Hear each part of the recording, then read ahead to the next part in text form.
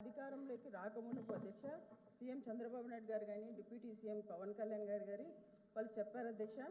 మరి ముఖ్యంగా పోలీసులకు కూడా చెప్పిన విషయం ఏంటంటే అధ్యక్ష, మేము అధికారంలోకి వచ్చిన వెంటనే ఐఆర్ ఇస్తాం, డిఏ ఇస్తాం, తర్వాత మంచి పిఆర్సీ ఇస్తాం, అలాగే ఈఎల్సీ ఇస్తాం, సరెండర్ లీవ్స్ ఇస్తామని చెప్పారు అధ్యక్ష.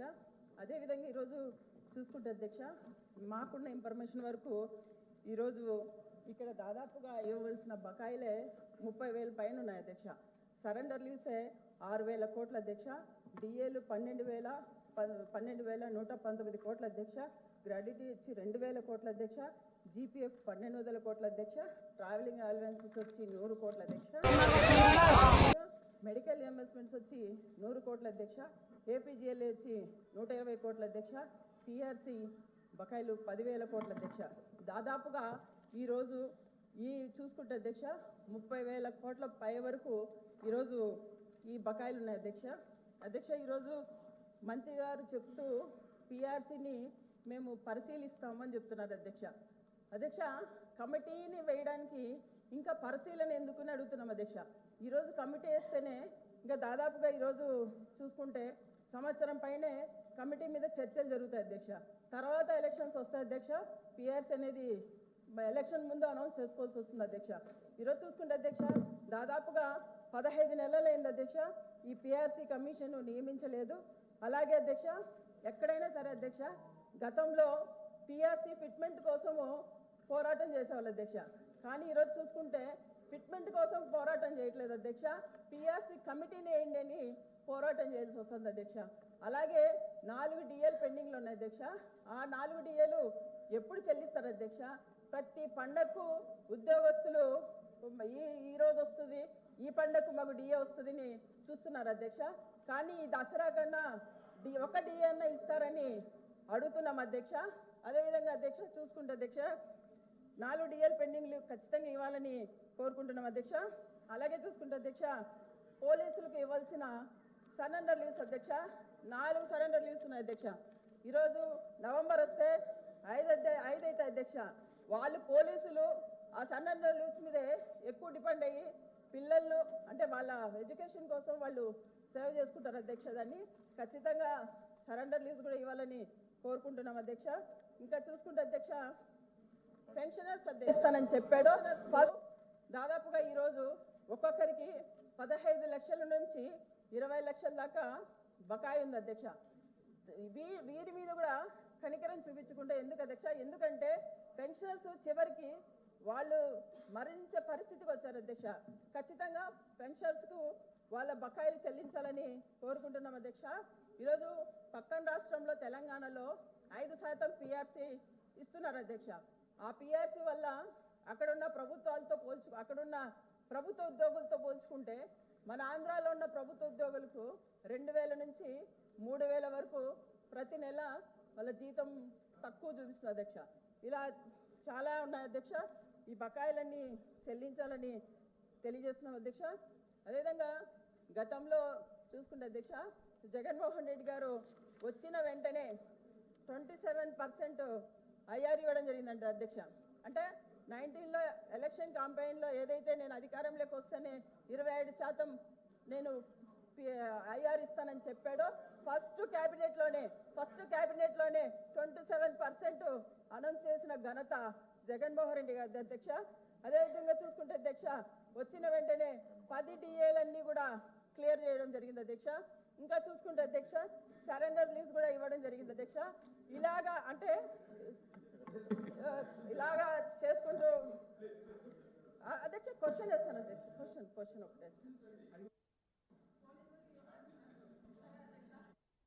ఒకటే అధ్యక్ష, ఏదైనా ఈ ప్రభుత్వం ఇప్పటికైనా కూడా ఉద్యోగ సంఘాలతో చర్చించి వాళ్ళకి ఇవ్వాల్సిన బకాయిలను తక్షణమే చెల్లించాలని, అలాగే ఈరోజు మంత్రి గారికి ఒక క్వశ్చన్ అధ్యక్ష, ఇంతవరకు ప్రభుత్వ ఉద్యోగులకు చెల్లించిన బకాయిలు ఎంత అని తెలియజేయాలని కోరుకుంటున్నాను.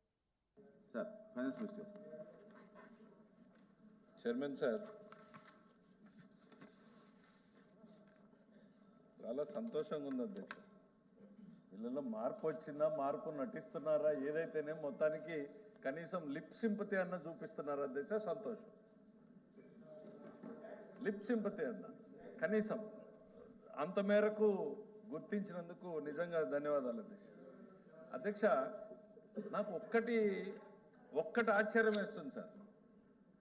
పిఆర్సీ అనే పదమే ఒక పెద్ద బూత్ అయినట్టు, ఆ పిఆర్సీ గురించి మాట్లాడితే మా పదవులు ఎక్కడ పోతాయో అని ఈ సభ్యులు మాట్లాడలేదు. గతంలో ప్రభుత్వంలో ఉన్నటువంటి పాలకుల పిఆర్సీ అనేటువంటి పదం సెక్రటరేట్ కాదు కదా ఈ రాష్ట్రంలో ఎక్కడ వినపడకుండా చూసినటువంటి దాఖలాలు మనం చూసాం అధ్యక్ష. చివరికి వీళ్ళు ఏమి ఇచ్చారు అధ్యక్ష? రివర్స్ పిఆర్సీ ఇచ్చినటువంటి ఏకైక ప్రభుత్వం వీళ్ళదే అధ్యక్ష. Reverse PRC. ఉద్యోగులు వినాలి, మీరు చెప్పినంతసేపు ఓపికగా ఉన్నా నేను. ఉద్యోగులు అయ్యా మీ కొత్త జీతాలు వద్దు, మాకు పాత జీతాలు ఇవ్వండి, చంద్రబాబు నాయుడు గారు 2014-19 మధ్య ఇచ్చిన జీతాలే ఇవ్వండి అని అడిగితే వాళ్ళను కూడా బెదిరించి సంతకాలు పెట్టించినటువంటి మీరు ఈరోజు పిఆర్సీ గురించి అవ్యాజ్యమైనటువంటి ప్రేమలు చూపిస్తా ఉంటే అదేదో చెప్తారు, తల్లికి ఏమో చేయనాడు పిన్నమ్మ గాజులు కొనిస్తానన్నట్టు. సార్ ఇంకో మంత్రి పేరు చెప్పొచ్చు సార్. మీకు 15వ తారీఖు కన్నా జీతాలు వస్తున్నాయి, సంతోషించండి అని స్టేట్మెంట్ ఇదే ఫ్లోర్లో ఇచ్చారు అధ్యక్ష. రికార్డులో ఉన్నాయి అధ్యక్ష. 15వ తారీఖు కన్నా జీతాలు ఇస్తున్నాము, సంతోషించండి అని ఉద్యోగస్తుల మీద హేళనగా మాట్లాడిన వాళ్ళు. అధ్యక్ష, వీఆర్ కన్సర్ట్. ఎస్, మీరు గుర్తించారు. On the floor of the house చెప్తున్నా, ఈ ప్రభుత్వ మార్పులో ఉద్యోగస్తులు కీలక పాత్రను పోషించారు. రాష్ట్రం మీద ప్రేమతోటి, తమ భవిష్యత్తు మీద ప్రేమతోటి, రాష్ట్ర భవిష్యత్తు కోసం ఆలోచన చేయగలిగినటువంటి శక్తి ఉన్నటువంటి వాళ్ళు కాబట్టి ఇవాళ ఏ పరిస్థితుల్లో అధ్యక్ష బకాయిలు 30,000 కోట్లు అంటున్నారు. కాసేపు పక్కన పెడదాం అధ్యక్ష. అది 27,000 కోట్ల 30,000 కోట్ల. ఎవరి వారసత్వం అధ్యక్ష ఇది? ఎవరి వారసత్వం అధ్యక్ష ఇది? మేము ఆ రోజు వైట్ పేపర్లో ఇచ్చింది 21,000 కోట్లు అంటే కాదు, 23,000 కోట్లలోనూ ఎక్కువ ఇచ్చేవాళ్ళు అధ్యక్షుడు. వీళ్ళు అంటే మంత్రి సభ్యులు అడిగినటువంటి ప్రశ్నకు సమాధానంగా చెప్తూ మేము మళ్ళీ రిపీట్ చేసేది ఒకటే అధ్యక్ష. It is under active consideration. ఈ ఉద్యోగుల పట్ల ఈ ప్రభుత్వాన్ని నడిపించడంలోనూ, ప్రజలకి ప్రభుత్వ పథకాలని చేరువ చేయడంలోనూ ఉద్యోగస్తుల పాత్ర ఏంటి అనేటువంటిది మాకు ఇప్పుడు కాదు, చంద్రబాబు నాయుడు గారు గవర్నెన్స్లో వచ్చినటువంటి తొలి రోజు నుంచి కూడా మాకు క్లారిటీ ఉంది అధ్యక్ష. ఈ రాష్ట్రాన్ని నడిపించడానికి బండికి 2 చక్రాలు ఎట్లానో, ఈ ప్రభుత్వానికి పొలిటికల్ సెటప్ ఎట్లానో, బ్యూరోక్రసీ, ఎంప్లాయీస్ కూడా అంతే అనేటువంటిది మేము బలంగా నమ్ముతున్నాం. ప్రభుత్వ యాక్టివ్ కన్సిడరేషన్లో ఉంది అన్నటువంటి విషయాన్ని తమ దృష్టికి తీసుకొస్తున్నాను అధ్యక్ష.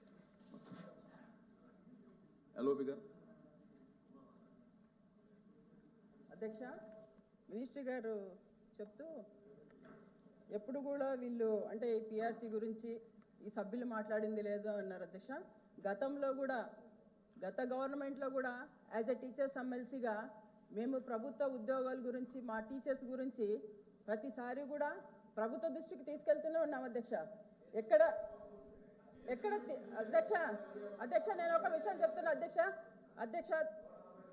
అధ్యక్ష ఇక్కడ ఒకటే అధ్యక్ష, ఇప్పుడు రివర్స్ పిఆర్సీ ఇచ్చారంటున్నారు అధ్యక్ష.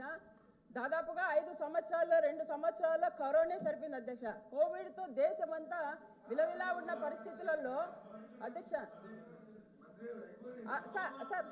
సార్ ఒక్క నిమిషం బెటర్ మీ నుంచి ఇంకా బెటర్ ప్రశ్నలు వస్తాయని చెప్తున్నా. కరోనా వలన రాష్ట్ర ప్రభుత్వానికి కేంద్రం నుంచి అదనంగా డబ్బులు వచ్చాయా, డబ్బులు ఏమన్నా తక్కువ వచ్చాయా అనేటువంటిది కూడా పరిగణలోకి తీసుకుని మీరే చెప్పాలనుకున్నా చెప్పండి. డబ్బులు వచ్చినా కూడా అది ఇతర రాష్ట్రాల కన్నా ఆంధ్ర రాష్ట్రంలో ఎక్కువ కేరింగ్ ఎక్కువ ఉంది సార్ ప్రజల మీద. సో దానివల్ల ఖర్చు కూడా ఎక్కువ జరగడం వల్ల ఒక కేంద్రం మీద డిపెండ్ కాకోకుండా మన రాష్ట్రం నుంచి వచ్చిన బడ్జెట్లో కూడా తీసుకొని ఖర్చు పెట్టడం జరిగింది సార్. అయితే ఈరోజు మేము కోరేది ఏంటంటే సార్, ప్రభుత్వాలు ఏమని కాదు సార్, మేము ఉద్యోగస్తుల పక్షాన మాట్లాడుతున్నాము. మేము మాట్లాడడం తప్ప సార్? నేను మాట్లాడుతున్నాను యాజ్ ఎ టీచర్స్ ఎమ్మెల్సీగా మాకు రావాల్సిన బకాయిల గురించి మేము మాట్లాడుతున్నాను. నేను గతంలో ఫైట్ చేశాను, కావాలంటే రికార్డులు ఉంటాయి, చెక్ చేసుకోండి. అయితే ఈరోజు ఫిట్మెంట్ కూడా సార్ కరోనా కానీ లేకుంటే మేము ఐఆర్ కన్నా 27% కన్నా కూడా ఎక్కువ ఇచ్చేవాళ్ళం అధ్యక్ష. ఈ సందర్భంగా మీకు తెలియజేస్తున్నాను అధ్యక్ష. దయచేసి అతి తొందరలో పిఆర్సీ కమిటీ వేయాలని మంత్రి గారిని కోరుతున్నాను అధ్యక్ష. థ్యాంక్ యూ అధ్యక్ష.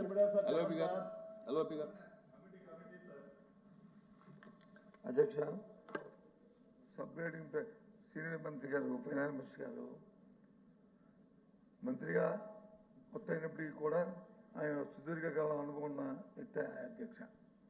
వారు అడిగిన ప్రశ్నని రాజకీయ కోణంలో తీసుకొచ్చి వారు మాట్లాడుతున్నారు అధ్యక్ష. ప్రజలు ఎందుకు వేశారు ఓటు, ఎందుకు గెలిపించారు, ఇటు ఎందుకు పెట్టారు, అటు ఎందుకు పెట్టారు అనేది త్వరలో తెలుస్తుంది అధ్యక్ష. ఒక్కోసారి కొన్ని ఆవేశాలకు, కొన్ని అలవాటు, కొన్ని వారికున్న అత్యుత్సాహంగా ఇచ్చిన వారు చూపెట్టిన ప్రలోభాలకు లొంగి చేయొచ్చు అధ్యక్ష. సరే, వాటర్ ఉంటుంది, ప్రభుత్వాలు మారాయి, అటు ఉన్న వాళ్ళు ఇటు వచ్చాము, ఇటు ఉన్న వాళ్ళు అటు వెళ్ళారు. No issue, no issue. అదే చెప్పాను, అదే ఏదో జరుగుతుందో 2 రోజులు పోతే తెలుస్తుంది, అది నో ఇష్యూ. ఇప్పుడు డిస్కషన్ కానీ గత ప్రభుత్వాలు చేసిన విషయాల గురించి మాట్లాడేసి, అందుకే ఒక్క విషయాన్ని తన ద్వారా మంత్రి గారిని అడగదలుచుకున్నాను అధ్యక్ష. అంతకుముందున్న ప్రభుత్వంలో మేము 27% ఫిట్మెంట్ ఇచ్చాము. పిఆర్సీ వచ్చి గత ప్రభుత్వంలో వేసింది. ఈ ప్రభుత్వంలో మీరు ఏమైనా పిఆర్సీని వచ్చి ఇమ్మీడియట్ వేస్తారా, ఫిట్మెంట్ ఏమైనా ఇవ్వదలుచుకున్నారా, ఆలోచన ఉన్నదా లేదా? సూటుగా అడుగుతున్నాను, సూటుగా చెప్తున్నాను అధ్యక్ష. ఇక పోతే అప్పులు ఎంత ఉన్నాయి, ఇది కంటిన్యూ ప్రాసెస్ అధ్యక్ష. లేదు డిబేట్ పెడదామంటే ఇంకా రేపు లేదా ఒక రోజు పొడిగించండి అధ్యక్ష. బిఎస్సీలో పెట్టుకుని మళ్ళీ ఫైనాన్షియల్ స్టేటస్ మీద మనం చర్చించుకుందాం అధ్యక్ష. అప్పుడు ఎవరు చేసిన అప్పులు ఏంటో, ఎవరు ఇచ్చిన అప్పులు ఏంటో, ఎవరు బకాయిలు పెట్టారో, ఎవరు విద్యాశాఖ బకాయిలు పెట్టారో, ఎవరు ఆరోగ్యశాఖ బకాయిలు పెట్టారో, ఎవరు ఎంప్లాయీస్ బకాయిలు పెట్టారో, ఎవరు ఎంత ఇవ్వారో అన్నీ కూడా చర్చిద్దాం. మాకే అభ్యంతరంలే, ఎందుకంటే మీరు గవర్నమెంట్లో మీద రికార్డు కూడా ఉంటుంది. మీరేం చెప్పినా మీద రికార్డు ఉంటుంది. ఆ రికార్డు ప్రకారం చెప్తారు. మీరే చెప్తున్నారు కదా, ఆ సభలోని బయట 3,70,000 కోట్లే అప్పు ఉంది, 10 లక్షలు 14 లక్షలు కాదని మీరే రికార్డు పరంగా ఇచ్చారు కదా అధ్యక్ష. సరే, దాని గురించి పోవడం ఇది ఎందుకంటే చర్చ కాదు, ఇది క్వశ్చన్ కాబట్టి, ప్రశ్న ఆన్సరే కాబట్టి దయచేసి మీ ద్వారా మంత్రి గారిని అడుగుతున్నాను. ఏమైనా ఫిట్మెంట్ మీరు వచ్చి ఆ ఎంప్లాయీస్కి ఇవ్వదలుచుకున్నారా, ఆ సప్లై అడిగినట్లు? ఏదైనా పిఆర్సీని వచ్చి త్వరగా పరిశీలిస్తామనేది అది కామన్ వర్డ్ అధ్యక్ష. కాకుండా ఏదైనా కటాఫ్ డేట్ ఏదైనా చెప్పగలరా? మీ ద్వారా మంత్రి గారిని సభ్యులు అడిగిన ప్రశ్నని చెప్తే బాగుంటుంది అనేది నా ఆలోచనగా తమ ద్వారా మంత్రి గారిని కోరుతాను అధ్యక్ష.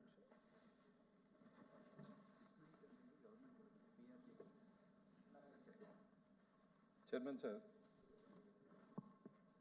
పాలిటిక్స్ మేము మాట్లాడలేదు అధ్యక్ష. పాలిటిక్స్ మొదలుపెట్టింది అక్కడి నుంచే అధ్యక్ష. ప్రభుత్వాల మార్పు గురించి, ఓట్ల గురించి మొదలుపెట్టింది వాళ్ళ అధ్యక్ష. మొదలుపెట్టిన తర్వాత బాల్ కిక్ చేసిన తర్వాత తిరిగి ఆడాల్సినటువంటి బాధ్యత ఇటువైపు ప్లేయర్ మీద ఉంటుంది అధ్యక్ష. ఎల్ఓపి గారు ఏం మాట్లాడారు అధ్యక్ష? ప్రజలు ప్రలోభాలకి ప్రజలు ప్రలోభాలకు గురవుతారు అనేది ఆయన మాట్లాడుతున్నారు అధ్యక్ష.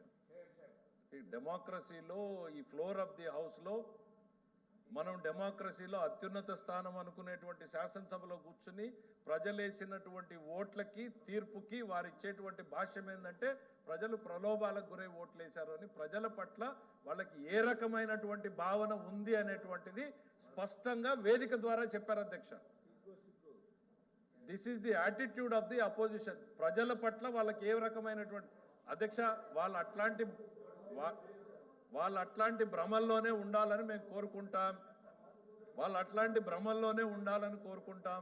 ప్రజలు ఇచ్చినటువంటి తీర్పుని మీరు అట్లనే చూడండి. ఇంకో 10 ఏళ్ళలో 15 ఏళ్ళలో అక్కడే అదే సింగిల్ డిజిట్ తోటే ఉండేటువంటి ప్రయత్నం మీరు చేద్దరు. మిమ్మల్ని కనువిప్పు కలిగించేటువంటి ప్రయత్నం కూడా మేము చేయం. కాకపోతే ప్రజలకి ఈ వేదిక ద్వారా చెప్పాలి, మీకు ప్రజల పట్ల ఏ రకమైనటువంటి ఆలోచనలు ఉన్నాయనే దానికోసమే వివరించడం జరిగింది అనేటువంటి చెప్తా ఉన్నాను అధ్యక్ష. కల్పలత గారు మాట్లాడుతూ మాకేదో కరోనా వచ్చిందని. కరోనా వల్ల దేశానికి ఇబ్బందులు వచ్చినాయో కానీ ఆంధ్రప్రదేశ్ రాష్ట్రానికి ఎంత బెనిఫిట్ చేయాలో అంత కేంద్ర ప్రభుత్వం చేసింది, మించి చేసింది అధ్యక్ష. ఎంత స్థాయిలో చేసిందంటే అధ్యక్ష, ఈ 2 సంవత్సరాలకి 15th ఫైనాన్స్ కమిషన్లో రాష్ట్రానికి రావాల్సినటువంటి డబ్బుల్ని కూడా ముందు 3 ఏళ్లలోనే వాడేసేంత సహకారం వీళ్ళకి లభించింది. ఈ 2 సంవత్సరాలుగా రెవెన్యూ డెఫిసిట్ గ్రాంట్ ఒక్క రూపాయి లేకుండా ప్రభుత్వాన్ని నడుపుతున్నాం అధ్యక్ష. వాళ్ళు ఇప్పుడు రావాల్సినటువంటి డబ్బుని ముందు 3 ఏళ్లలో 10,000 చొప్పున 3 ఏళ్లలో వాడేశారు అధ్యక్ష. మీకు తక్కువ ఎక్కడ రాలా. రావాల్సిన దానికన్నా ఎక్కువ వాడేశారు. ప్లస్ 2014-19 మధ్యలో మేము ఏదైతే రెవెన్యూ డెఫిసిట్ గ్రాంట్ కోసం పోరాటం చేశామో ఆ 10,000 కోట్లని కూడా మీరు వాడేశారు.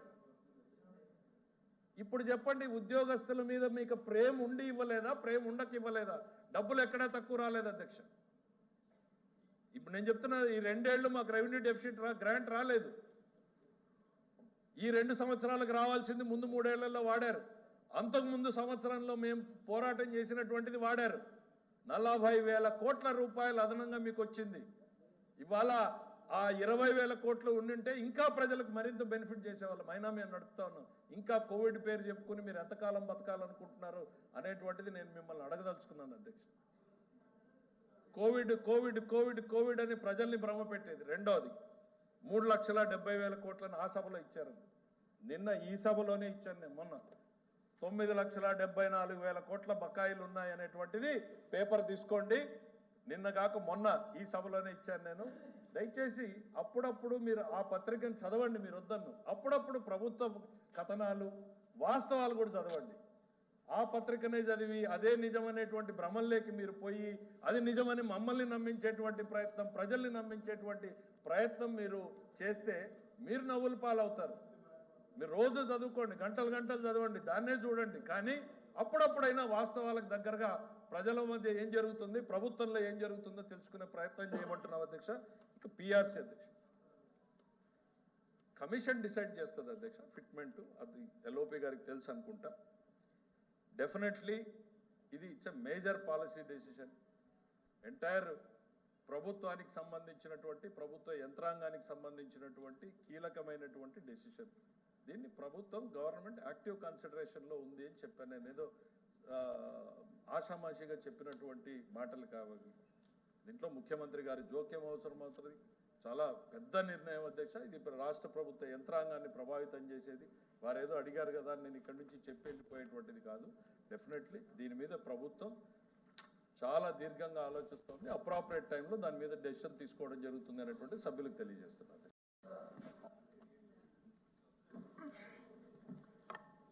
మంత్రి గారిని సభ్యులు సూటిగా ప్రశ్నించారు అధ్యక్ష. ఈ రాష్ట్రంలో ఉన్న ఎవరైతే ఉద్యోగులు ఉన్నారో ఉద్యోగుల తరఫున ఇప్పటికే సంవత్సరం 8 నెలలు అయింది. గత వేసిన పిఆర్సీని వచ్చి క్యాన్సిల్ చేసి కొత్త పిఆర్సీని వేస్తారని వాళ్ళు రిజైన్ చేశారు. క్యాన్సిల్ చేశారో వాళ్ళు నిరాశ చేశారు. వాళ్ళు రిజైన్ చేశారు. చేసిన తర్వాత కొత్త పిఆర్సీని వేయవలసిన బాధ్యత ప్రభుత్వానికి ఉంది అధ్యక్ష. ఉద్యోగుల మీద కానీ ఏమాత్రమైన వేసిమెత్తైన వారికి వాళ్ళ మీద ప్రేమ ఉంటే, లేదు వాళ్ళ తాలూకు శ్రేయస్సు మీద బాధ్యత ఉంటే అది చేయలేదు అధ్యక్ష. ఇందాక అన్నా అధ్యక్ష, ఎస్